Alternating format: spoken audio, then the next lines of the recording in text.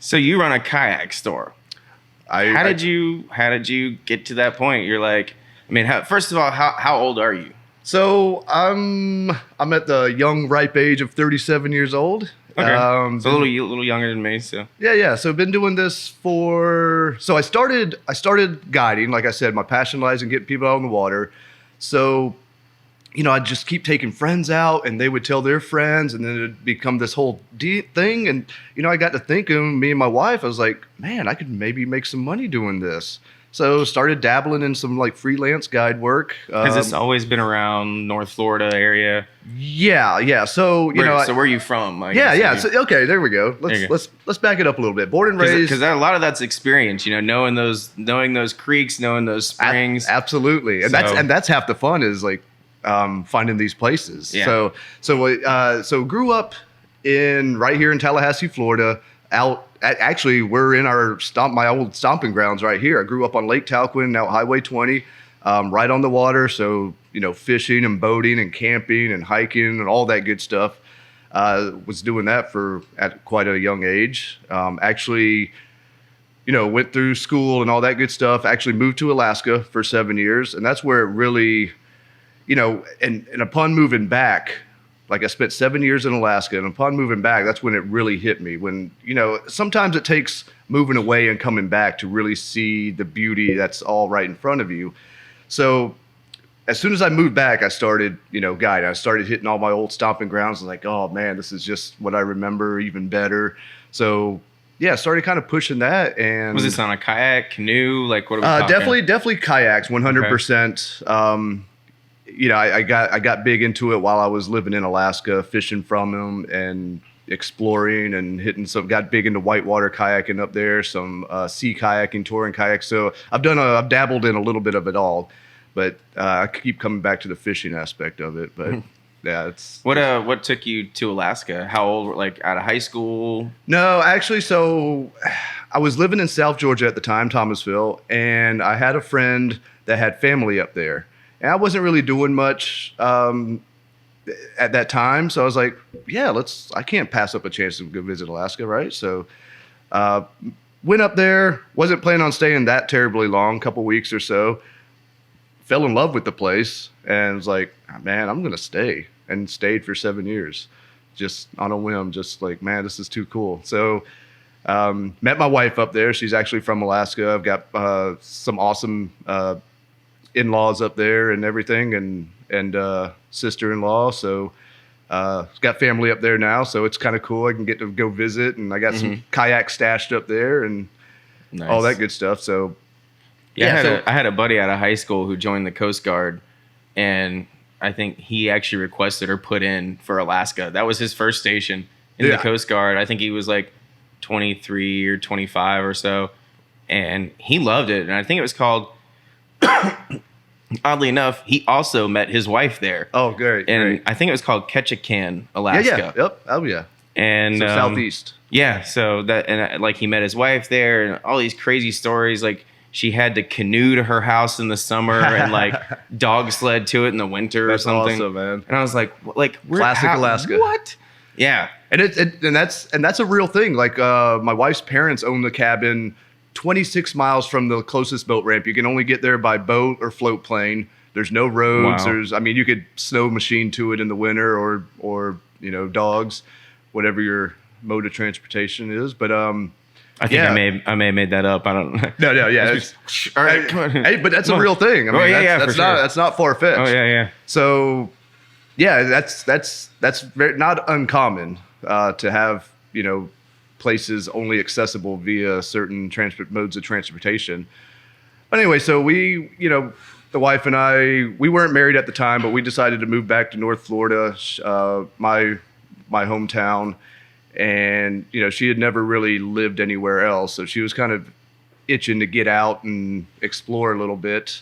So we came to visit a couple times before we made the move. I put her through the dead of August down here, dead of winter down here. So she got to see kind of all the weather that we get. Mm-hmm. And we made a decision, moved back in early 2013, and I jumped right into doing some guiding stuff. I have a friend that owned a little outfitter in St. Mark's Mike McNamara, Captain Mike, and he hooked me up, and we got to doing some things, and then I kind of evolved from that, and here I am today, rocking and rolling in Tallahassee. Yeah. Yeah, man. And just having fun doing it. Yeah. And then we come to find out what a small world it is. Right. Absolutely. So, I mean, we'll talk about some of the kayaks and then kind of how we met and inadvertently. And then, come to find out my brother-in-law, we'll talk about I think it's his sister is like the secretary for the Apalachicola River Keepers. Yes. They're a huge sponsor of. Her name slips. Yeah, I can't remember her name, but yeah, check them out. Shannon. Yeah, I think might be. Yeah, it might be. Yeah. So, and then bring that back even more back to my brother-in-law Mark. And so I grew up. Mark was a good old Southern boy growing up. Loved fishing, the outdoors and stuff. And so he got a job, got himself a little money, and was able to start doing this kayak fishing, which I was like, oh, this stuff looks cool. This is a little different. And then, so like I said, he's got a good job. And one of his coworkers, I think it was, saw a business, an industry in these kayaks, and searched around. And so I don't know if you know the story, how well you know it. Oh, of Josh Thomas. Yeah. Coming up with Vibe Kayaks. Yeah. I mean, I know a lot of it. I'm good friends with Josh, became good friends with him doing what I do, obviously, and selling his boats. And I was on the pro staff team for a little bit, and hence meeting Mark. Met him through Josh and family. And Mark's been down a couple times, fished with me, and I'm still itching to get up there and hang out with them, especially on the water. More so, it's usually just business when I head that far north. But so. Yeah. Just started, and I thought it was a really cool story. I got it was this guy, just American made, business basically, and he saw these models that he could get from I think China or something, right? And a bulk deal at X amount, and he was like, oh well, this could be a business here, right? And basically ordered a bulk order to his house and started outfitting them in his garage and. And there you have Vibe Kayaks, apparently. And he kind of took it a step further now too. So he's designing his own hulls and boats, so it's not even that cookie cutter mold anymore. Right. That's just how he started. Right. But to get in the game, getting his foot in the door, that's exactly how it went down. And that was, it's only been 2015, 2014, I think. Yeah, it was pretty their recent, first year. So and their growth has been just insane to watch. And they've made it into a lifestyle, not just a product, but like the whole Vibe lifestyle is really neat and cool to watch from, social media and just seeing everybody getting out on the water and loving the boats and being like the Vibe tribe, as we call them. I mean, everybody's so helpful and willing to share information. It's a nice tight knit community and family almost. So it's and you're fortunate enough basically to be a retailer, right? I sell Vibe. I mean, that's my bread and butter by far. I mean, people come in looking specifically for Vibe kayaks, and that's pretty much all for the most part, depending on what I'm doing, mostly what I paddle, and then so people are seeing me out there catching fish on them, spring hopping, enjoying the water, and it's just kind of makes sense that people gravitate towards what their guy or their local shop is using. So yeah, it's been working out really great. Awesome. And it's great that you get to do what you love.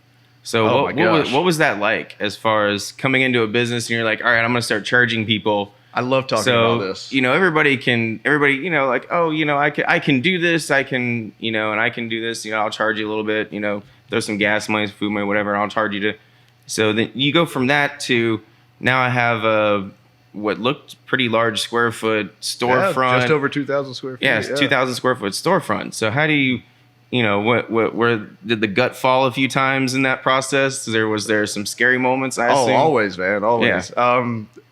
So it was weird at first, like getting out on the water with people, showing them my backyard, doing what I would be normally doing anyway, just having people tag along. But then, like, at the end of the day, accepting money from them was like the biggest hurdle. It was weird. It was like, oh man, we just had a great day on the water, and now, yeah, here's for your services. So I had to get some getting used to on accepting money. Like I said, I'm going to be doing this anyway. So right. like, and so eventually I got obviously a little more comfortable with that. And so, like I said, I was just guiding for the first 5 years or so. And it dawned on me, like, people would fall in love with the sport and the kayaking. Like, oh man, this is great. I love this.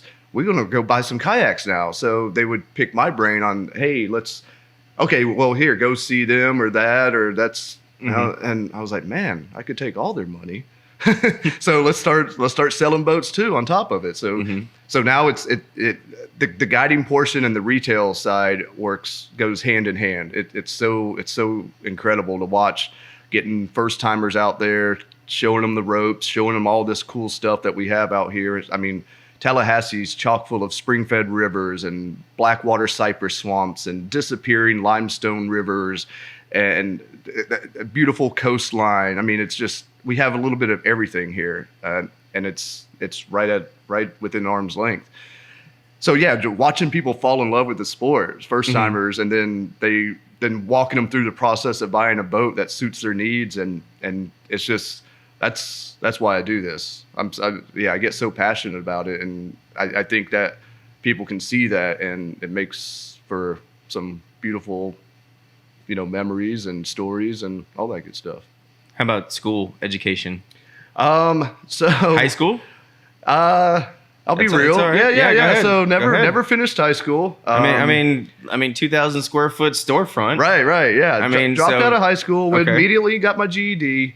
Okay. I dabbled in some college. I don't have anything to show for it. I'm mostly just playing around. I took a bunch of different classes, went deep into psychology a little bit, did some sociology, some biology, all that good stuff that interests me, but then kind of fizzled out. And I just like learning a lot of stuff. And then, I mean, it's, I feel like it still works in my favor when I'm out on the water and doing these things. But yeah, no real formal education, nothing to show for it anyway, except for a little bit of student debt. Yeah, when it comes to outdoors, I'd much rather be with somebody who grew up in the outdoors than anything else. Right. And doing that, I've learned my fair share of, the local flora and fauna that we have surrounding us. Right. So I'm still able, in a lot of the history, I mean, Florida is so rich in history, especially with the waterways.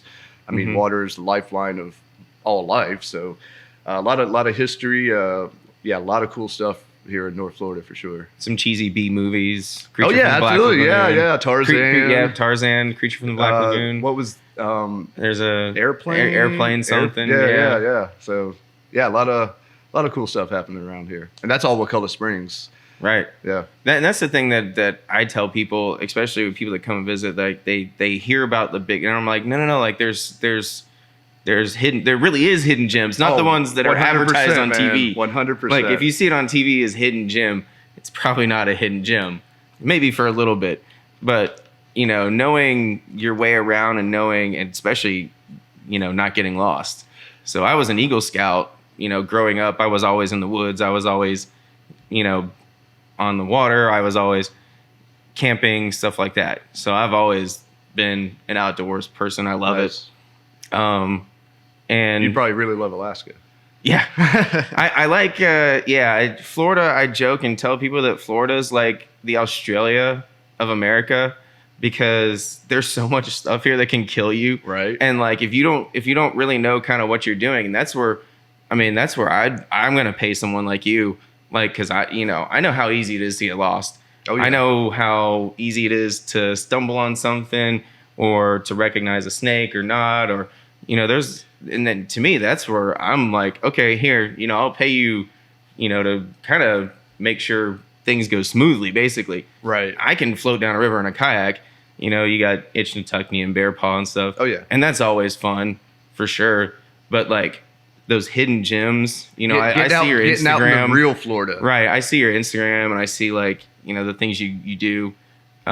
which taught you on Instagram real I quick. was going to interrupt you a little bit. Yeah, Harry Smith Outdoors on Instagram. Easy to follow at HS Outdoors. So. I've been plugging it because I think you're one of our first people I've talked to that have like a legit Instagram. Yeah. Like, I'm proud of my Instagram, to be honest with you. Only awesome the best pictures go on and there. good following, good, a lot of good stuff. It's really cool, especially if you like outdoors. Yeah. To check out that Instagram and really love that real Florida. Like I was saying, it's funny because I get a lot of my clients. They'll call me up. So my clientele base, believe it or not, is mostly out of town guests, or I get a lot of they're the most fun. Yeah, absolutely, because they have really no idea. Yeah.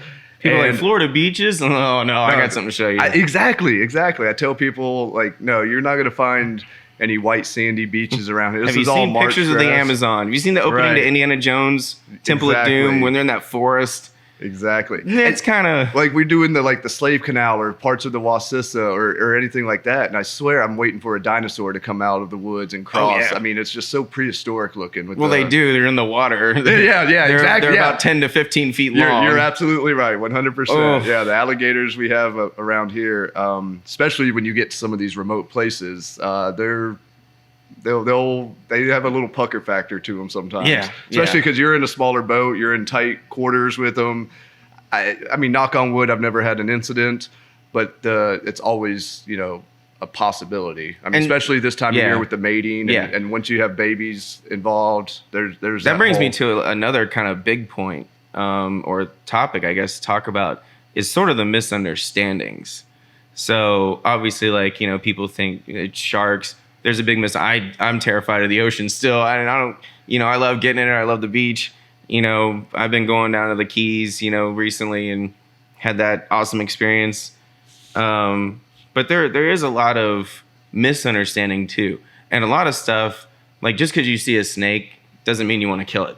Just no. Yeah, there's a lot of misunderstanding too to a lot of things in Florida that people don't really understand. Obviously you got to watch out for the bad stuff, but not everything is bad. You hit the nail on the head. Not everything is bad, and even the bad ones aren't bad. Right. There's a misconception out there about moccasins that they're going to chase you or fall out of the tree and strike you.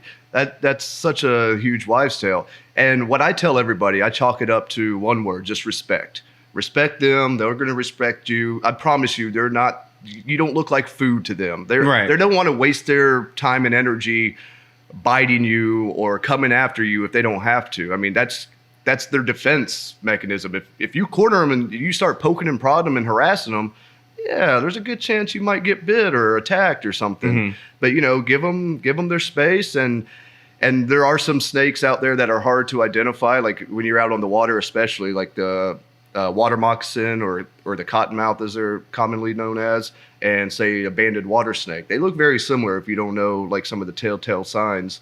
So I tell all my clients, treat every snake as if it's venomous and could hurt you. So even if it's a banded water snake and I can't get a good look at it because sometimes they're so coiled up that it can be difficult. So just treat them all like they're gonna hurt you. Alligators, the same thing.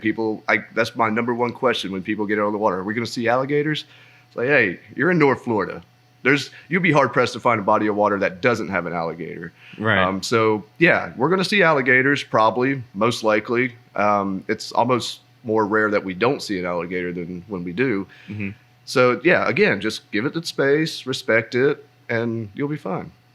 Manatees, yes. manatees. Can't talk about Florida without talking about manatees, right? For sure. So they're a dime a dozen around here. Their numbers are back up. They're off. I believe they're off the endangered species list now as of a couple years ago. So the numbers are coming back. And I'll tell you what, this past winter, I had probably one of my best manatee tours, like tour after tour after tour.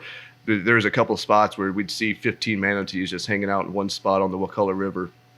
And I mean, people just fall in love with them. They're just so docile and gentle and very curious. I mean, they'll come right up to your boat and put their snout up on the side of the boat. Now, they are I guess, seasonal kind of, right? So yes and no. I mean, they're always here. A lot of people don't know that. Right. So all our spring-fed rivers, the Wakulla, the Osceola, the St. Marks. You can see manatees up there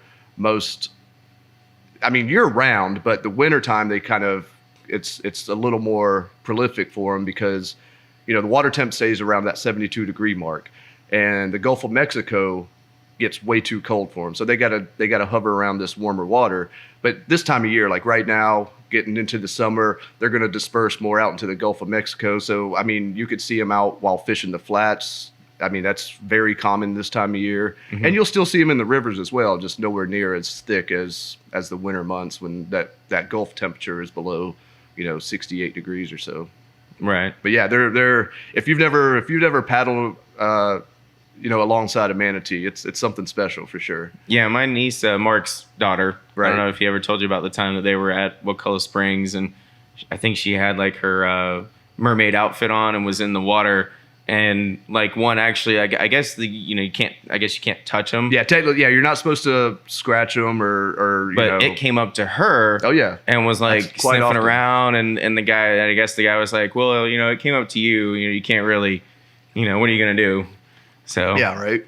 Yeah, and that's why I said they're very curious. They'll come right up to you, and yes, technically, it's illegal to harass them, but yeah, most of the time they're the ones harassing you, to be honest with you. Yeah. So it's pretty cool to see them up close and personal and all that good stuff. Yeah, just don't try to feed them. They're fine. They don't need your help surviving. Yeah. Just take pictures, look at them in awe, and yeah.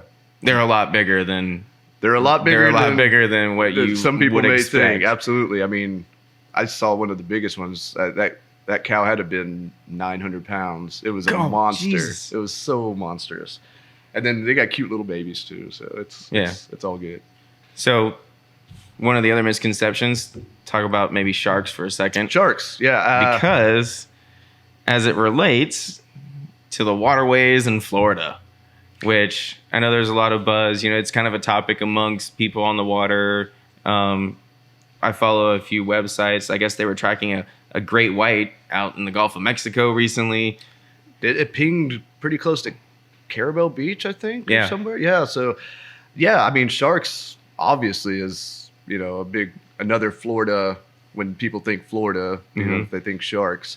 And yeah, they're definitely out there. And the people that go to the beaches, either Atlantic side or Gulf side, you're constantly swimming with sharks, whether you know it or not. They're cruising by. Right. I'm not trying to freak anybody out, but that's the misconception. Right. They're not there. Again, they're not there to eat you. Right. They're when typically on shark attacks, they'll take a bite and realize like, oh, that's not what I thought it was, and then leave you alone. Mm-hmm. They don't. I guess there's some cases where they'll like devour you, but that's not really what sparked their. They saw something that you look like, you're paddling around. You look like, whatever their food choice may be out there, a sea turtle or something or whatever. Mm-hmm. You're just, Yeah, my dad used to tell me he used to own kind of like a plane with like 3 or 4 other guys, and they used to fly over to Dog Island, I think it was, across the bay. Right. To, next to St. George Island. It was the only access out of the ferry. They had a little dirt strip you could land on, I guess, or one of the islands over there. And he said when you fly around over there, he's like, you see them, man. Yeah, you'll see them swimming right, around people, and people have no idea. That's what I'm talking about. Yeah, they're there, whether you know it or not. It's hard to see if you're in the water and then you have one, 6 feet from you, you'd never know it. But I've seen so many pictures of flyovers, and there's just all these shark silhouettes in the water with people enjoying their day on the beach. And shark attacks happen, things happen, but it's not because they're out looking for you. It's just right. A little miscommunication deal. Miscommunication. And so the Gulf, like the inshore portion, like for us, along the Forgotten Coast, we don't get really deep. Like you got to go quite a ways out to find any real depth. So, but we do have smaller sharks cruising the flats all the time, little bonnet heads, little black tips, things like that. I was actually out at Shell Point last week fishing and saw probably about a 5-foot. I didn't get a really good look, so I don't know the species, but it was a monster shark cruising the sandbar in about 3-4 foot of water. So they're all over the place. And I have had some incidents dragging a stringer where I had to kind of beat a shark off from trying to get my trout. Phrasing. Yeah. So they're there. Just be And cautious. that's the crazy thing is they can get up in the waterways too, correct? Some of the bull sharks. But actually, bull sharks. I mean, there's been accounts of bull sharks way up the St. Marks and Wakulla River being spotted. So they will get fairly brackish and a little fresh water too. So yeah, just be mindful when you're in Florida waterways. There's we're encroaching on their home. Alligators, sharks, water snakes. So yeah, just be mindful and Bears. Aware. I mean, shoot, man, the black bear population has exploded. Mm-hmm. So there's definitely bears out there too. And wild big pigs. That's probably one of my scary. Pig. Those things freak me out more than anything. They're aggressive and they'll. Yeah. So. Yeah, I actually had a run-in with a bear, which we have a cabin in North Carolina, right. And I've been going there for years, and it wasn't until like a few years ago that I saw my first bear up there. But my first bear I ever saw was down by St. George Island, right here. I believe it. I got out of the car, went to go get some ice from one of those ice machines, and I turn around, and everybody in the car has their mouth open, pointing behind me. And I turn around, and probably 10 feet from me is this bear, like young adult, like he's, pretty small. Sure. But still, it's a And bear. He just is sitting there doing his thing, turns around, looks at me, and then walks off, and I was like, he didn't care at all. Like, he was so used to people. Like, he was That's like, awesome. whatever. That's awesome. Yeah, and that's the thing. Most of the time, they're going to go about their business. Mm-hmm. I mean, they'll run from you before they come after you. I mean, yeah.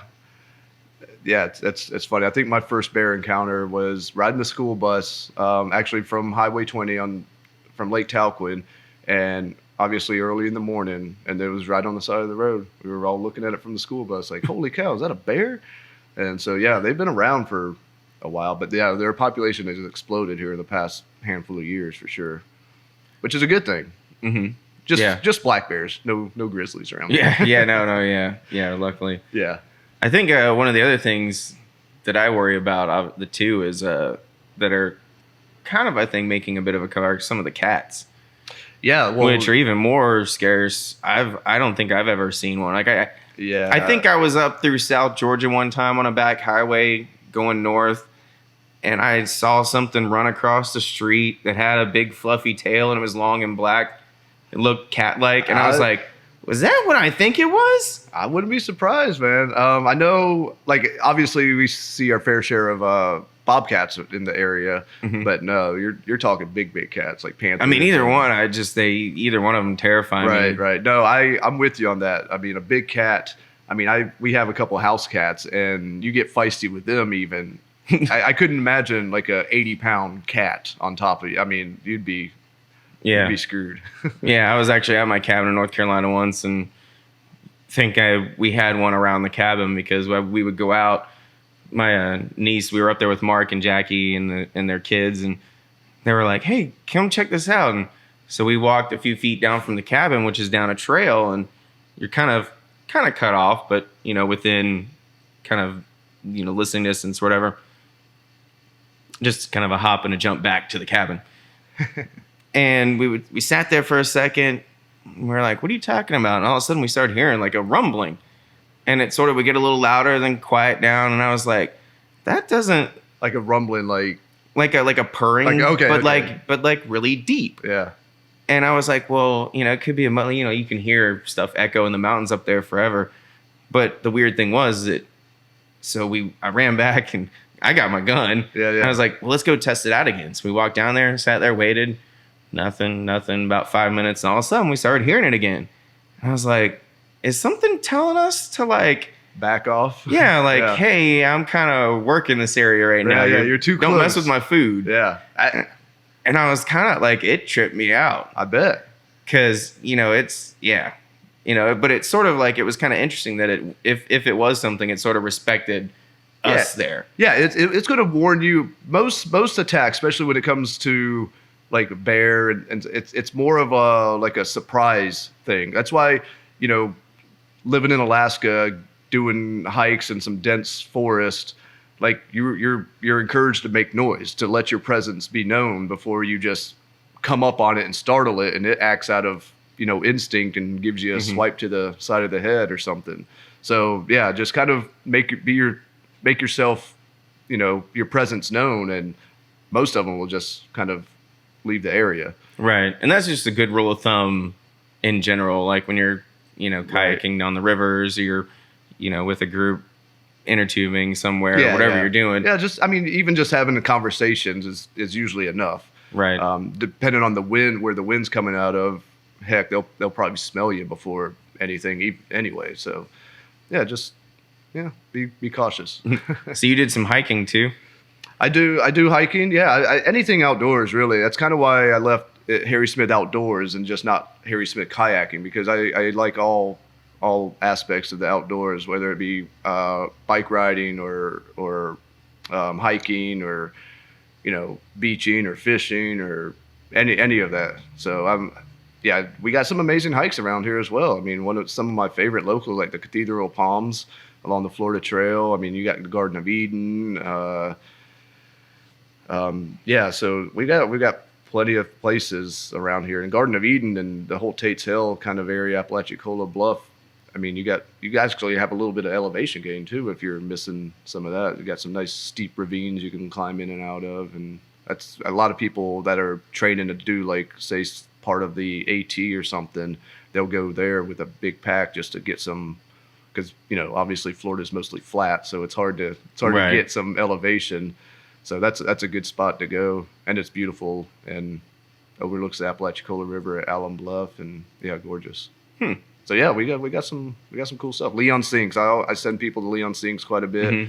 That really shows our karst topography around here quite a bit. You got some sinkholes, you got some springs, you got some disappearing rivers that pop back up. So it's kind of showcases what we're all about in a kind of a small glimpse 3-mile loop hike. So it's a nice, easy one to take out of towners to, or first timers or something like that.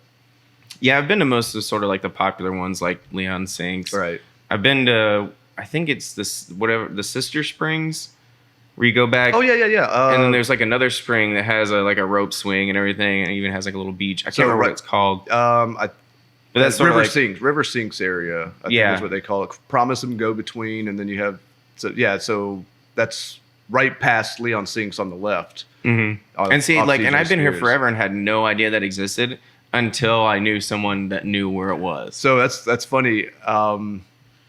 My dad's wife now has a house right there, and their property almost pretty much backs up to it. So we've been going out there and hiking out there for quite some time. I got pictures when I was like, 13 years old, standing next to some of those sinks out there swimming before it was a thing. So yeah, it was a lot of fun. Cherokee Sinks, Blue Sinks, all these cool places. Yeah, and they're amazing. Like, they're beautiful. They're a lot of times they are like what you see in the picture. Like, it's just absolutely clear blue. You see all the way down, especially like these little river offshoot springs. Like, if you're on the river and you go up and like you see just all the fish swimming around, and it's like a live real life aquarium. Yeah. And then you're just sitting there and you're like, I can just jump in, and especially on a hot day, it's a fresh spring. It's, probably pretty chilly. Yeah. But it's so rejuvenating. That's the best. I love hopping into that spring water. And what's cool about it is, like, you can literally swim in it year round it's all relative to the air temperature. Because like I mentioned earlier, like, that water temp's a constant 70, 72 degrees year round. So when it's 98 degrees out and sunny, it feels super cold. But when it's 60 degrees out and overcast in February, it's nice and warm. So, right. Yeah, it's just the getting out into the air is what gets you. So bring a towel. But yeah, you can literally swim in them year round. So that's a nice, cool little tidbit of info for out of town guests to know. Yeah, we always like to take people to Wakulla Springs or like St. Mark's, like the lighthouse, because we felt like that sort of showed off Florida. Yeah, Wakulla Springs is great. I always send people, hey, you're just looking for a nice, easy day trip, Go to Wakulla Springs State Park, and you can swim. You can learn some of the local history, and no, that's a really, really great place to send Yeah, that's people. the thing about Florida, especially North Florida, is there's all these like state parks and springs and outdoor stuff to do. So it's nice to have someone that knows, like, hey, there's all these places and the back roads and all that stuff. Like I said, I grew up an Eagle Scout. My uncle was he retired as a major from the Army, and he was the rappel instructor. Oh wow! For like every, I guess, wherever he was at. Right. He taught like the rappelling course. So he used to take us out when we were like teenagers, like kids and stuff, and we would just drive down the road, and he'd be like, hey, here's a cool rock face, and we'd pull over and hike up the side. And that's awesome. He used nothing but ropes, so our harnesses, everything like was all handmade. He tied off everything himself. Wow. And sort of that exposure to being in the outdoors and being with someone who was comfortable. Right. That's huge. Like the confidence that somebody has is that's what makes people comfortable. Is like, oh, you're with somebody that obviously knows and is confident about that. They know what they're doing and what's going on, and that's really levels or calms people down, I think, a lot. Mm-hmm. So getting out. I had a topic in my head. I totally spaced it. We're just doing things around here. Oh yeah, Tallahassee. So Tallahassee, mm-hmm. in my opinion, it's like a great, perfect little city. You have all the big city amenities. It has that little small town feel. It's real trees, so a lot of plant life downtown even. But what's cool about it is it makes for a great base camp. So book a hotel for a week in Tallahassee, and then you have all these great day trips spurring off of it. I mean, from, like I said, you got the coast, which is 45 minutes away. I mean, even if you do want actual white sandy beaches, like Cape San Blas was probably one of my favorites, and it's right. Port St. Joe. And a half. Port St. Joe is incredible. Springs and Cypress. I mean, like I said, we have a little bit of everything, and Tallahassee's a great hub, and then bounce. And that's the thing is there is something kind of for everyone. Oh, 100%. Like you can come and rent an inner tube and float down the Instant-Tuckney. Absolutely. And you can, say that, I did an outdoors trip, which that's true. Oh, you're in the middle of the woods. Oh, 100%. I've done that trip before, and I've seen a water moccasin cross the river right in front of us. I mean, it's like, just because it's got a little more people and it feels almost like a Disney World ride or something cool. Oh yeah, it's still real. You're Florida. Still in the woods. Yeah, absolutely. But the thing is, then there's places that you can step it up. You can take it up to a challenge. Like we have Torreya State Park, which I even haven't been recently or in a while. So, which is a great camping, hiking place, outdoors place.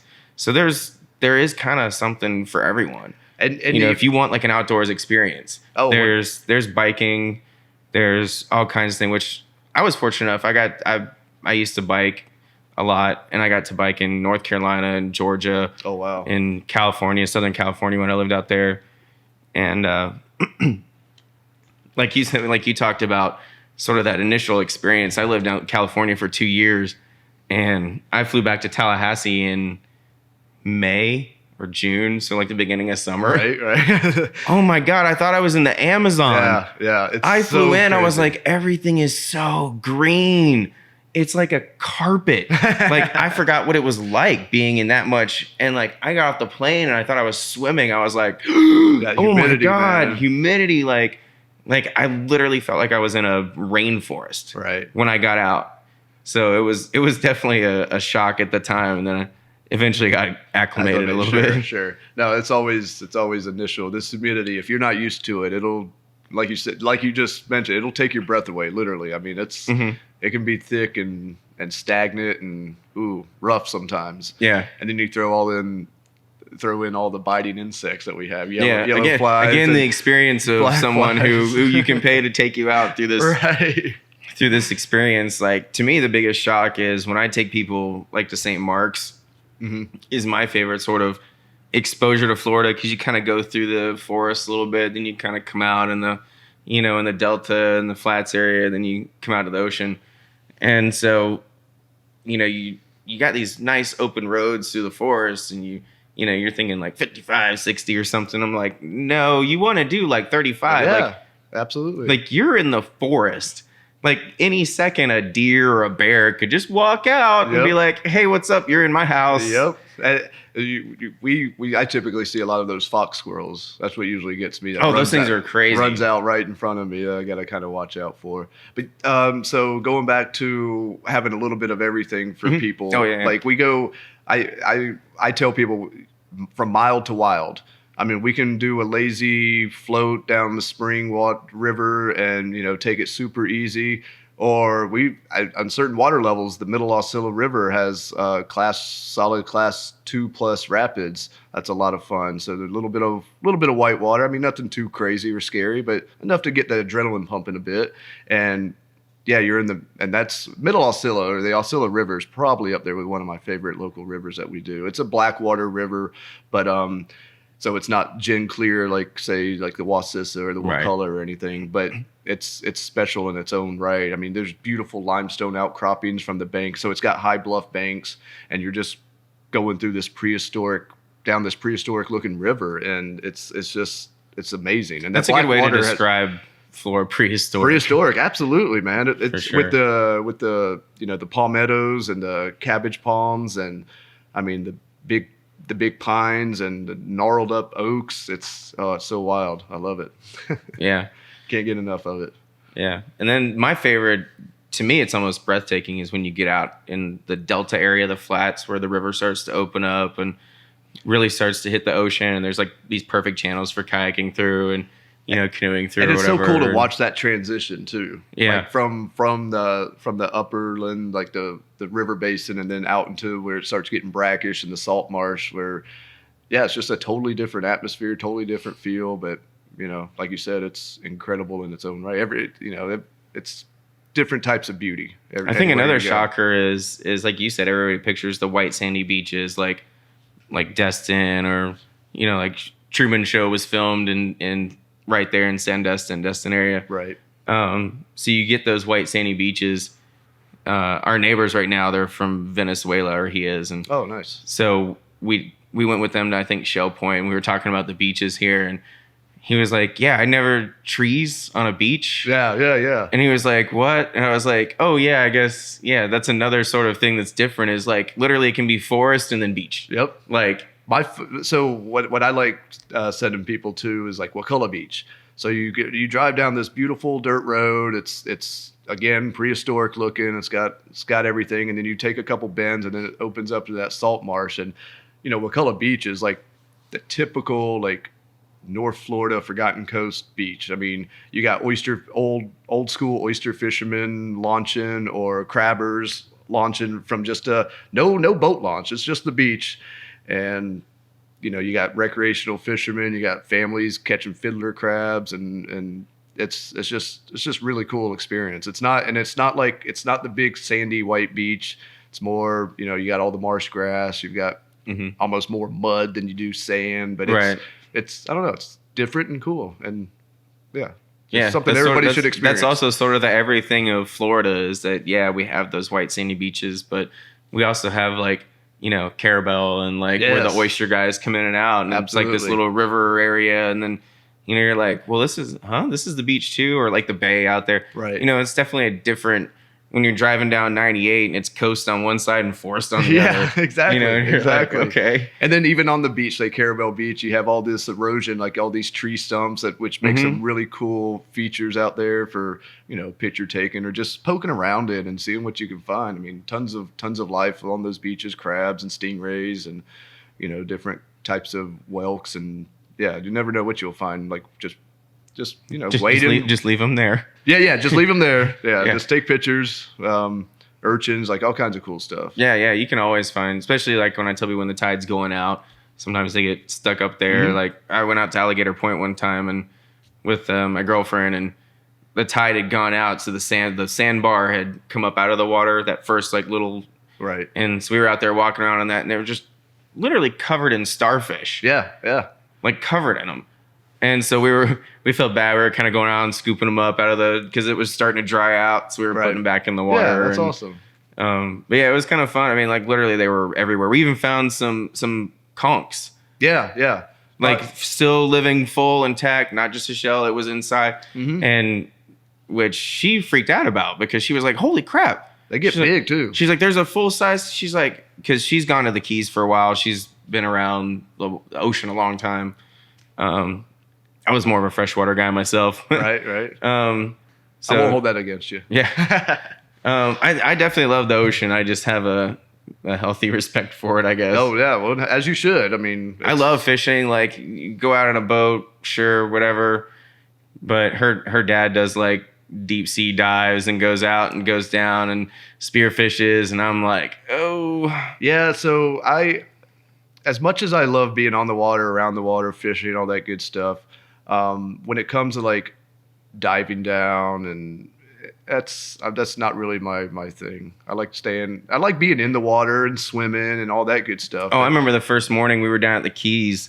So the first day we go out and we sort of mark spots. Like you can't get in the water. Right. So like you drive around, check old spots. Okay, that looks dry. That looks, whatever. Oh, okay, gotcha. The next day we got up 3:30 in the morning. Oh, Lord. And we were on the boat and out by like 4:30. So it's still dark. Dark. So the sun is we get to the first spot, sun's starting to come up because I guess that's like go time, like when the sun breaks. Okay. And literally we were anchored, had flags in the water, and I can't, it's just dark water to me. I mean, it's the Keys, it's clear as, it's super beautiful water, but sun's barely coming up. They jump in the water with flashlights and scuba gear and start going down looking for light. And I'm like, you guys are out of your damn mind with a flashlight? Dude, you can keep that lobster. Yeah, I don't know about that. I'll wait for the sun to come up. Yeah, I definitely stayed on the boat till the sun came up, and I was like, okay, I can see in the water now. It's beautiful. Oh, it's beautiful. So I guess the closest thing we have around here to, say, lobster is probably like scalloping or something. Mm-hmm. So, but that's typically you're in what, like 4 foot? Typically you can stand up wherever you are and fish or swim in the grass beds and just looking for these little scallops down in the grass. But you see a lot of other stuff while you're down there too, looking for scallops. I mean, I've seen smaller sharks. I mean, mm-hmm. very small sharks kind of cruise by. Tons of like different. You'll types never of fish. see a big one in there. No. They're looking for small stuff too. Yeah, exactly. They're eating those urchins or whatever else they come across, small bait fish, pinfish, things like that. I've done the one where you go out on a sandbar mm-hmm. and they spit water up in the air. Yeah. Oh yeah. What is that? That's a scallop. Okay. Should be, yeah. Yeah, that was fun. That was a lot of fun. But we did the stingray shuffle. Yep. So literally the first spot we pulled up to, it's only knee-deep water maybe. It's on a sandbar far out, off the coast a little bit. We anchored, and he's telling us about stingrays, and he looks in the water, and there's literally, you see the back of one right next to the boat, like probably where we would have stepped off. Right. So he takes the oar, and he's like, here, check this out. And he just kind of like pokes it. Excuse me. And that thing whipped that tail and took off faster. Like it was just instantly gone. I was like, oh, Jesus. Yeah. So anybody who doesn't know what the stingray shuffle is, it's pretty much you just drag your feet. You shuffle your feet through the sand. So as to, not spook a stingray and get barbed. You don't want to do that. It's not a good feeling. Oh, wow. Yeah. Luckily nobody got barbed. So, but it was a cool experience. You throw on little goggles, you see them spitting and you chase them down and go grab it. Yep. Sea turtles. Oh, tons. Those are really cool. Saw a couple sea turtles yesterday. Sea turtles, dolphin. Those are pretty common. Lots of dolphin. It's really cool watching them hunt in the shallows. Like they'll like swim around big circles around a school of mullet or something, and they'll start tossing them in the air. The mullet are flying all over the place. The dolphin are thrashing around, and we're talking like 4 feet of water, not much water at all. That's a really cool experience to see them like hunt. But as a fisherman, you kind of don't want to see them because it's like, let's move to another spot. Yep. Yeah, like I said, I definitely I wasn't a big fan of the ocean, so and I'm very familiar with a lot of the aquatic life, but I had an experience a few years ago off St. George Island. I was out on the sandbar, so I guess for a lot of people who don't know the way the ocean works, the way the beach works here in Florida, there's usually the initial beach and then it dips. And then there's another sandbar that we have all kinds of like sandbars that. Yeah, I was going to say sometimes several. Yeah. So when the water goes out, you can actually go kind of far out and still kind of be. So I was out on one of those sandbars kind of far out because I saw some dolphins coming. And I was like, oh man, they're really close. And I'm laying on the beach.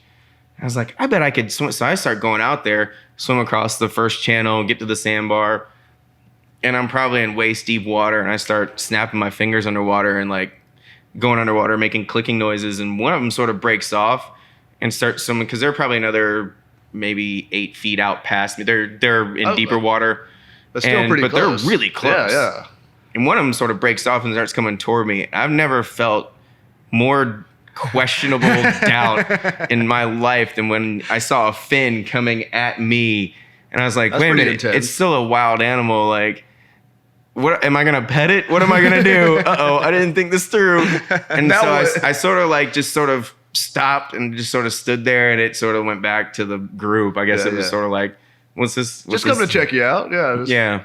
Like who's this trying to call us? Over? There's that healthy respect. You know, you see everybody like wanting to pet dolphins, and I was like, oh, well, that might be kind of nice. Well, got out gnarly there. Teeth too, man. You don't want to be bit by one. That's for sure.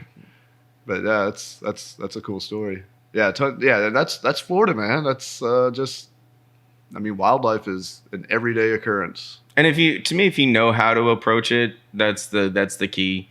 Like I ran an alligator out of the street going down to St. Mark's the other, a few months ago, I guess now, because he was laying in the middle of the street. I didn't want him to get speed bumped. Sure. Because there are people that do like 50 down through there, and he was a little guy. He's probably 4 or 5 foot. So I knew So I came around behind the tail of him, was making noise, and he grumpily got up, walked over in the bushes, and laid down. Yeah.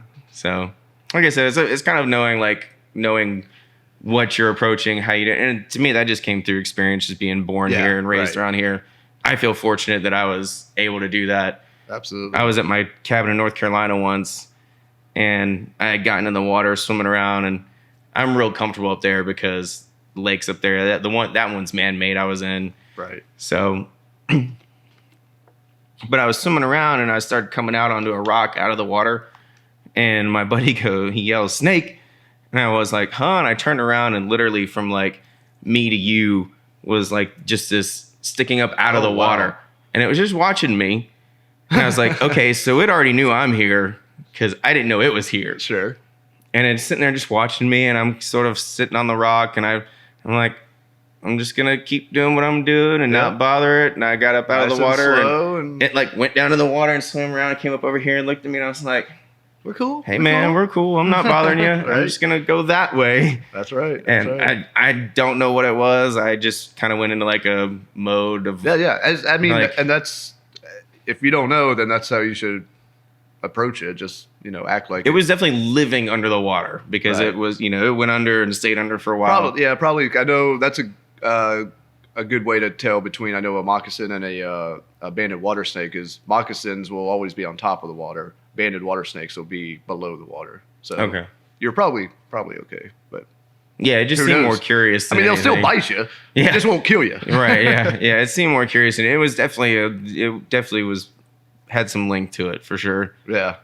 It's a good rule of thumb. Just treat them all as if they're venomous. So yeah. Yeah. The other thing too is, like you said, knowing the plants too, because you come home itching and scratching. Yeah, all the poison sumac and ivy and oak and all sorts of crazy stuff around here. It's for sure wild. You always come back with a story, I think, every time I've gone out. Ticks, chiggers, biting yellow flies, horse flies. Yeah, there's all kinds of stuff. We got some gnarly stuff around here for sure. Yeah.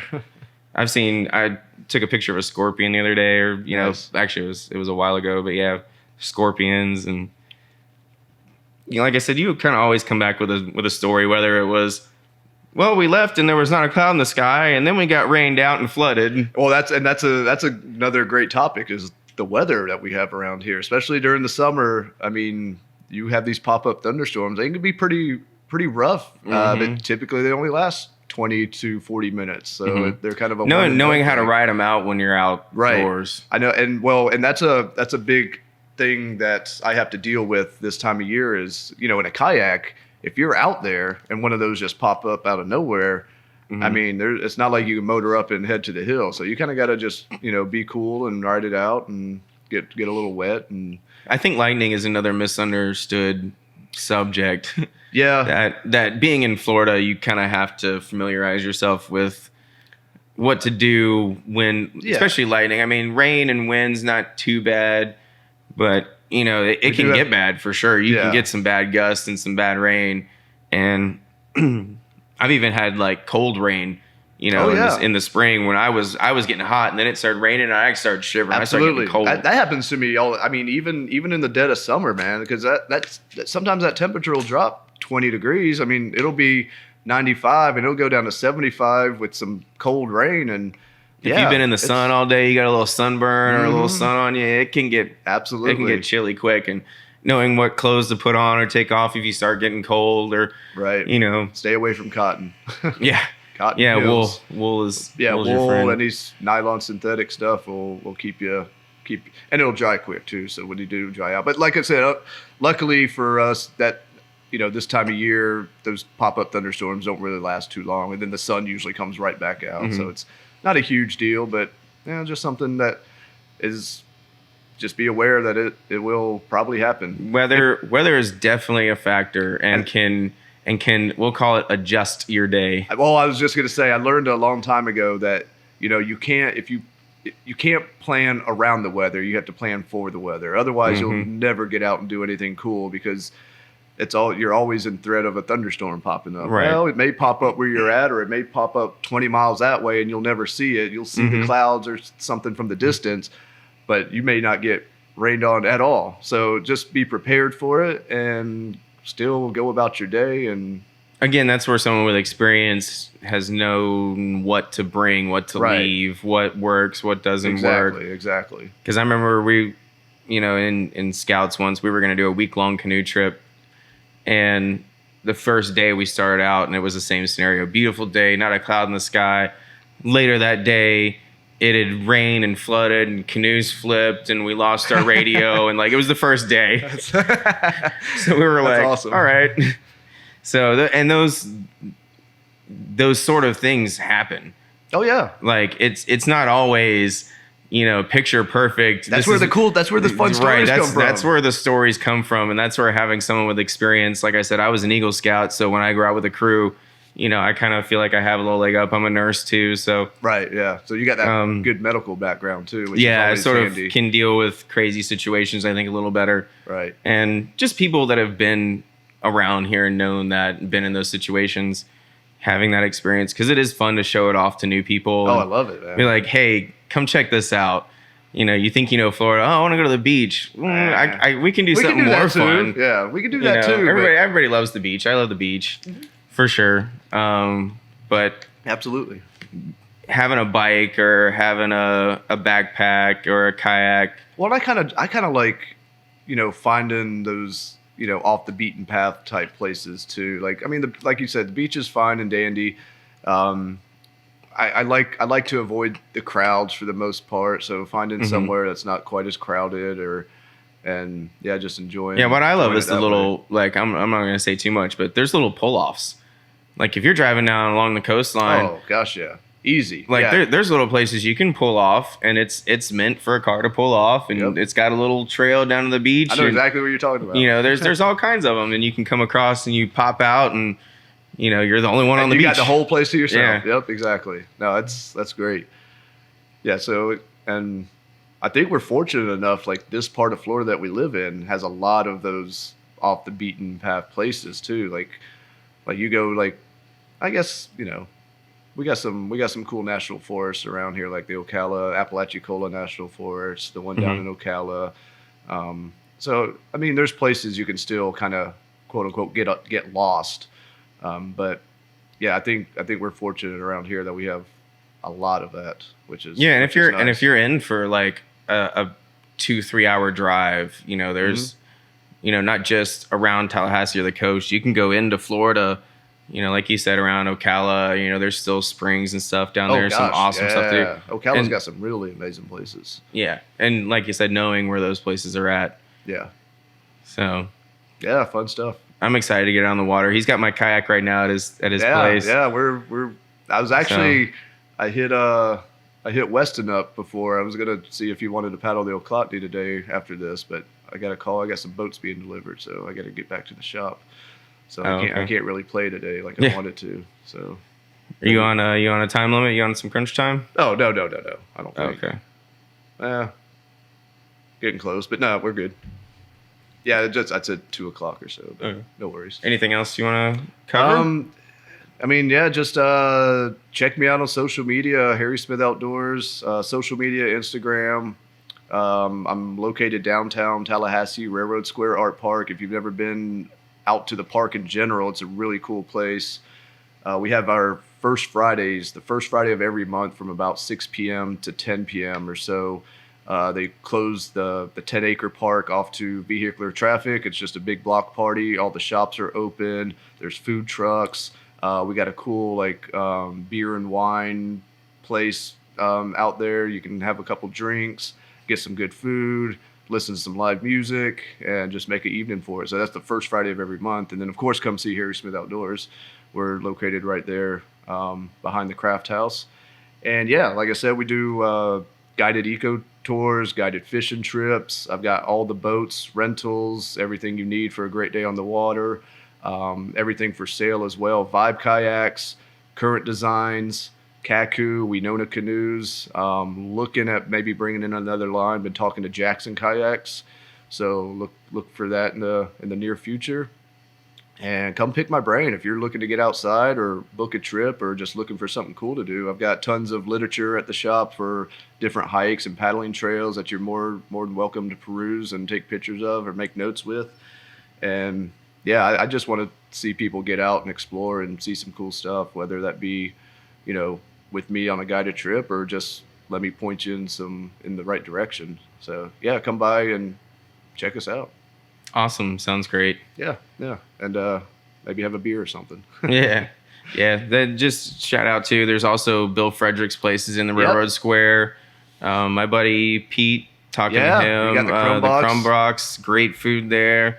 So Absolutely. Like you said, it's a really cool, I think, is there still a rock gym there? I was just going to say, we've got the Tally Rock Gym right here. I mean, it's crazy. We got a little bit of everything. Some kung fu places. I think it's kung fu. Correct me if I'm wrong. But anyway. Black Dog Cafe, is it still in there? You got well, it's the Square Mug now. Okay, Square Mug. Really, really great little coffee shop. Mickey Faust Theater. Like you said, Bill Fredericks does a pinball gym. and gaming thing flipping back great there. Pinball. If you're an old Lots of school cool gamer, stuff. you got some great throwback pinball games in there. I mean, just come out and circle the square, like we say, and check it out. Lots of cool vintage shops. We got Mark Dixon out there, does some amazing metal work.